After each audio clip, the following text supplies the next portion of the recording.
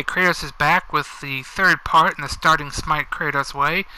This episode will include the practice match for arena and tutorial. I'll go through a little more details on what the arena is, how to play it, starting out, mid, and late game. And just a few tricks for those who are just starting out in Smite. I decided to pick Thor in this one. He's an assassin. The cool thing about Arena is, though you still kind of want to make sure you have some front lines, a hunter for sure, but mages and assassins in this mode can kind of be interchangeable because they kind of provide the same style of play. In the back, positioning, bursting them down, and confirming kills. Safety reasons, yeah, go ahead and you can do the one guardian, one warrior, one assassin, one mage, and one hunter. I definitely recommend a hunter, and I definitely recommend at least one tanky god. But I decided to pick Thor because he's the assassin. He's really fun in arena. His ultimate is amazing. So in arena, most of the time you're not going to really start out with a starting item unless you just want to practice that way. You kind of want to go straight into boots. Also get a relic. I went ahead and picked Aegis. A lot of times a second relic, assassins will pick Blink, and I probably picked Blink on this one. But for your first relic, you want to make sure you get either Aegis or Purification Beads, depending on your enemy gods. Okay, when we start out, people aren't going to do this, and I probably won't do it either, but normally you would start out in these buff camps. You have the mana buff, the power buff, and in this one you'll actually have an attack speed buff. The mana and power buff are the same as in Joust and in Conquest, but the attack speed buff will of course just give you increased attack speed, which is nice. Once you get your buffs, a lot of times I'll put a ward, and I do have one. I'll probably put one down at some point in the game. I like to put a ward right around my jungle area. That way if someone's trying to steal our buffs, or if they're trying to gank us from the side, we'll know they're coming. With Thor, I like to put 2 points into his hammer. I know a lot of people love to put points into his big spinning attack, and it did get recently buffed with a cooldown, so it may be worth looking at. But with Thor, your main combo is going to be your second ability, which is the one where you hit the hammer on the ground and it creates a wall and stuns the enemy. And as soon as that hits, pop your hammer, and what it'll do is you're almost guaranteed to hit them twice because it hits on the way back. Another thing you'll notice right here, you can press it again, you'll actually teleport to your hammer. It's a great way of escaping over walls, and especially into your fountain. I can't tell you how many times someone was like, oh, I'm going to get this guy. Oh, he's not even going into his fountain. And then I just hammer over it. You can also, and a lot of people know this, and it takes a lot of timing, you can actually throw your hammer, and right about the time it hits them the second time, you can then teleport and then use your third move, which is your big spinning AoE attack. But I usually like to put, I'll level up the hammer first. The stun, I put 1 point in, and I don't touch it till the end. And then I'll level up, of course, the big AoE. See, there's that combo. Just hit the rocks, hit the hammer. And the hammer will go through walls. I've hit a couple people through thinking they were safe, and they got hit by my hammer in their fountain. Pretty soon we'll probably see the ultimate. I'm in level 5, so I did put points into my ultimate. Yeah, see, look at that. And I went ahead and teleported. So you'll see pretty soon. There it is. You just go up in the air, and not only do you do pretty decent damage, but you'll also stun whoever you hit. Some good combos with that, of course, is to make sure you have your spinning AoE attack, and as soon as you dunk them, stun, hit that, and that way you can hit most of your shots before anybody gets a chance.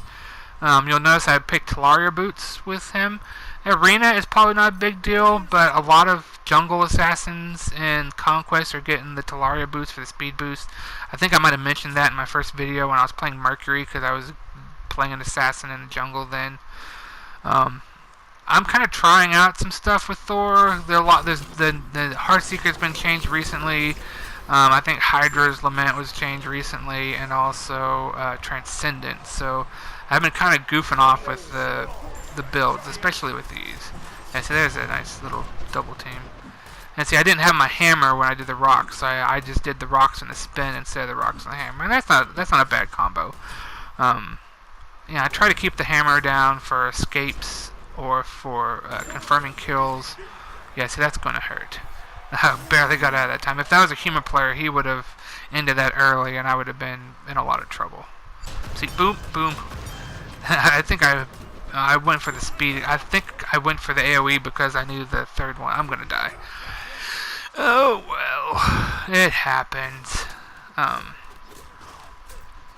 Yeah, I'm kind of looking around and seeing what I would want to do next. Yeah, see, I went for Hydras. Hydras is an interesting item for those who don't know. It's got some cooldown reduction and some power, but the biggest thing about it is whenever you use one of your abilities, your next basic attack will do bonus damage. Yeah, I love ulting from the base. And Thor is one of those ones where a lot of times you're going to want to, do that spinning attack and then boom, attack. You're going to want to, stun them, do the hammer combo, and then again use the basic attack.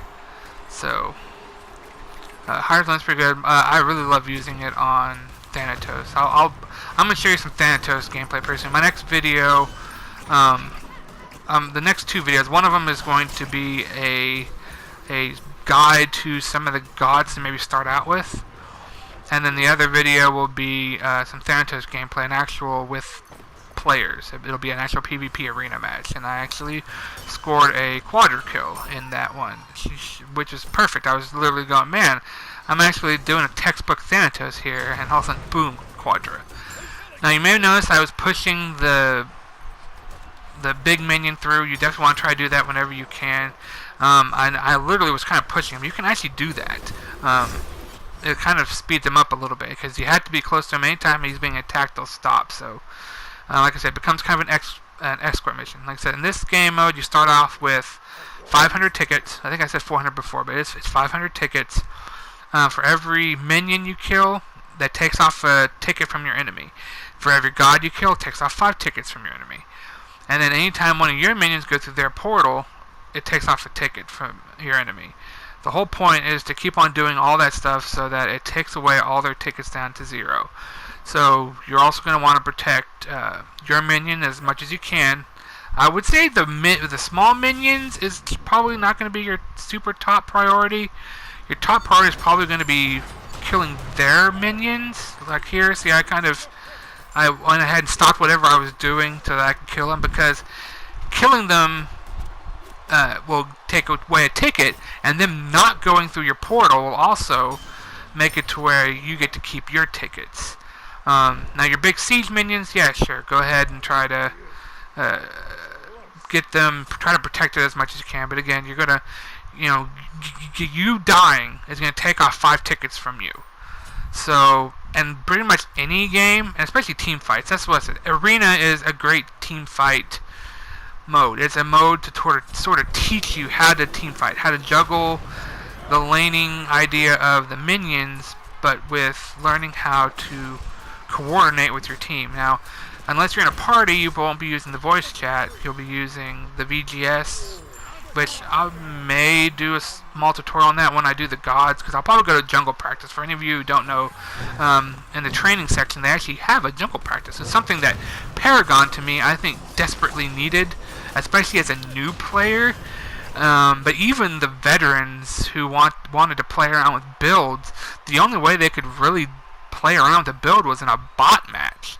And with the Smite, they have a jungle practice mode where it literally has a bunch of lanes, and each lane, one lane is basically a normal lane with minions. One lane has, a couple gods that are kind of tanky, and then another god will actually move around and try to attack you, and you can attack them. They have pretty much every single jungle buff has its own little lane, so you can kind of practice on them all.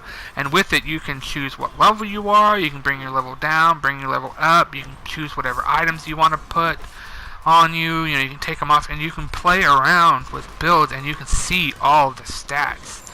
So when I do my beginner's guide to some characters and gods to start off with, I'll probably go ahead and go through some of the VGS, at least show you some of the more common ones that you're going to want to know.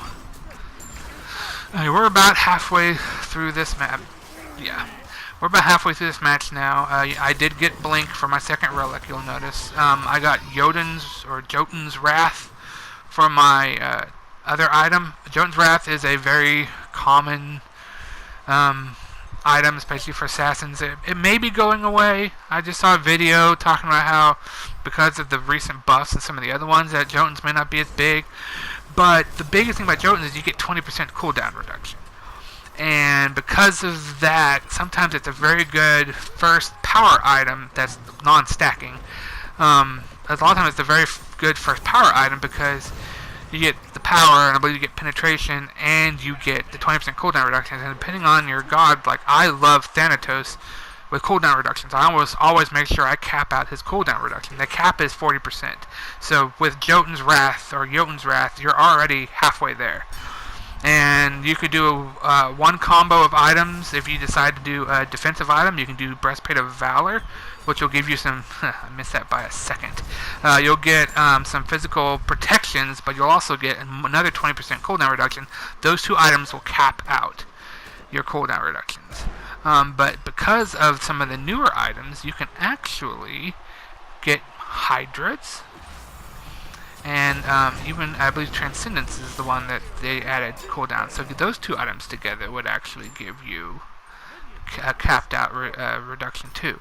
And an Arena is where you kind of want to play around with some of those type of builds, because it's not the same as Conquest. Conquest is a little more, if anybody who played Paragon, it's that way. It's a little more methodical. You're definitely, you don't gain levels as fast and gold as fast as you do here in Arena.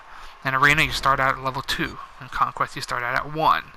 So the same stuff that you would level in here in Arena is not always the same stuff that you'll level up in Conquest, or Joust for that matter, to be honest.